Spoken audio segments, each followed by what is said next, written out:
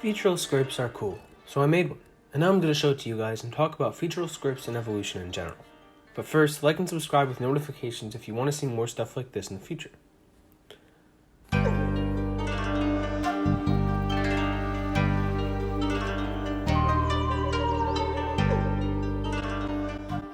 This is the featural script of a language called Atomo.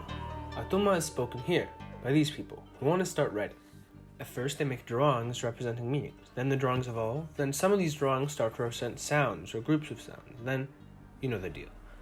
Eventually though, something happened. Somewhere, somehow, someone took enough time to think about these shapes that represented sound, and the fact that they have absolutely nothing to do with how those sounds were pronounced, that they're completely random, and that looking at a word doesn't actually tell you how to pronounce it. And so this someone had an idea. Create a writing system where just by looking at a word, you know how to pronounce it. Not even just one symbol per sound, but each symbol literally drawing out a shape of the human mouth with physical instructions on pronunciation. That's what a featural script is, a writing system where the shapes of the letters aren't arbitrary, but instead encode phonological features of the phonemes they represent. No one knows who first came up with this system, but it started to spread rapidly throughout the islands of the Southern Sea. It became known as the snake script, pesabunnoke, for its shape, which resembled a serpent. Each bend of the serpent represents a human mouth in the form of a sideways semicircle, one syllable per mouth. Initial consonants were represented with scale shapes, known as gremi, on the top, bottom, and back of the mouth, where they would be pronounced in reality. The Atomo phonology made this easy because it only distinguished three places of articulation: labials, coronals, and velars. Labials had scales in the top and bottom of the mouth, representing the two lips coming together. Coronals had scales just in the top of the mouth, representing the teeth, and velars had scales at the back of the mouth, representing the soft palate. Manner of articulation was represented by the number of scales present and the addition of an optional scale at the back for sonorants. Emphatic versions of the coronal and velar stops and fricatives were represented with an inside line at the top. Vowels were represented with dots, front vowels at the front, back vowels at the back, and mid vowels in the middle. Rounding was indicated with an additional dot, and a was represented with the absence of a dot because Atomo was a primarily consonant vowel language. The only codas allowed were ng and l. In addition to optional long vowels, the length is analyzed in the script at least as a coda. Codas were represented with scales or lines on the inside bottom of the mouth, because the script was read from top to bottom, so that would be where the end would be. Although it's important to note that the script can actually also be read left to right, even though it's displayed in this video mostly top to bottom. Most scripts in Southern Achan work this way, being read either top to bottom or left to right depending on the scenario. Now, whoever came up with this script obviously did not have the IPA, and was working on pretty rudimentary linguistics, but that makes this all the more incredibly impressive. It seems like a pretty nice system. You can look at a word composed of mouth-shaped syllables, not have to memorize each syllable or even each sound, but just put your mouth in the position drawn out on paper. There's a little abstraction that needs to be taught, but otherwise this is a really intuitive system. But this system does not account for language change, and this video is not a showcase of the Atomo script. It's a showcase of the Dorini script, not pesabunnoke. We're looking at pasanyoki. Pasanyoki is one of two scripts written in modern Dor.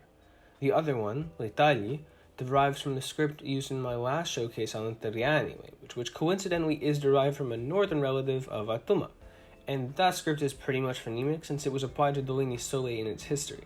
I might do a video on l'Itali later. But pasanyoki?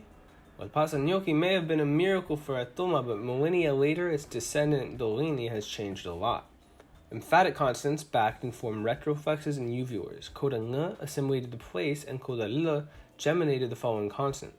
Palatalization happened before unrouted vowels. Initial vowels dropped, leaving behind pre-nasalized and geminate consonants initially. Some other sounds changed, dropping one sound altogether and forming diphthongs.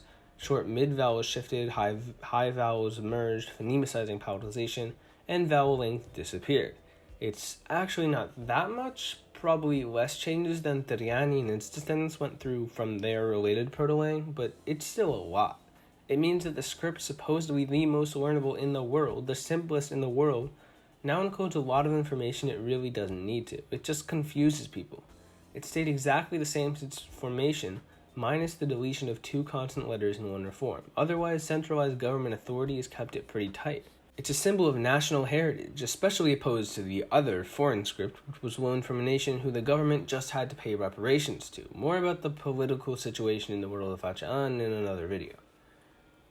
But look at this sentence. A little girl with a kitten sat near me.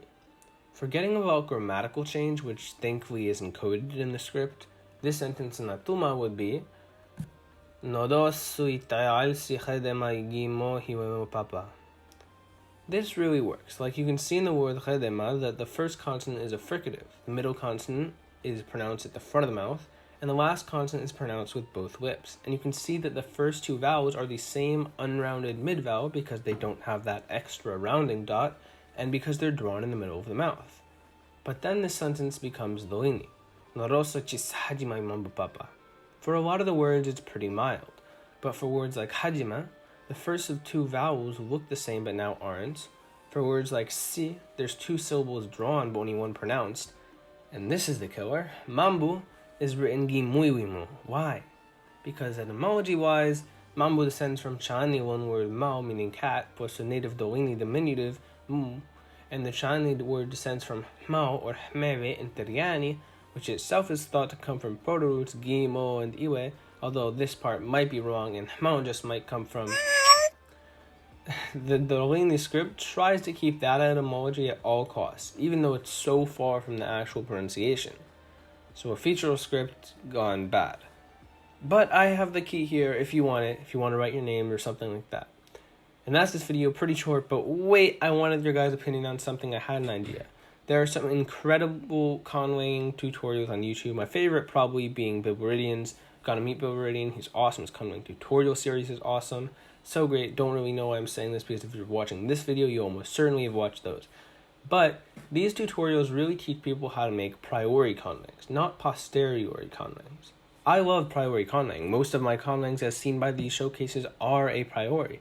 If you don't know what that means, it's basically just that a priori conlangs are not derived from natural languages, and a posteriori conlangs are. And the skills required to make a posteriori conlangs are actually pretty different than those required to make priori conlangs. And I learned that the hard way. And I haven't really ever seen tutorials specifically for posteriori conlanging, and there are specific skills you need. So should I make a video or a series about how to transfer conlanging skills from priori to posteriori? Or just how to build posteriori languages in general? Let me know in the comments. And like, subscribe with notifications, and thank you all for watching. Now I'm going to show the names of the people who helped me with this video, and pasan nyo aquí.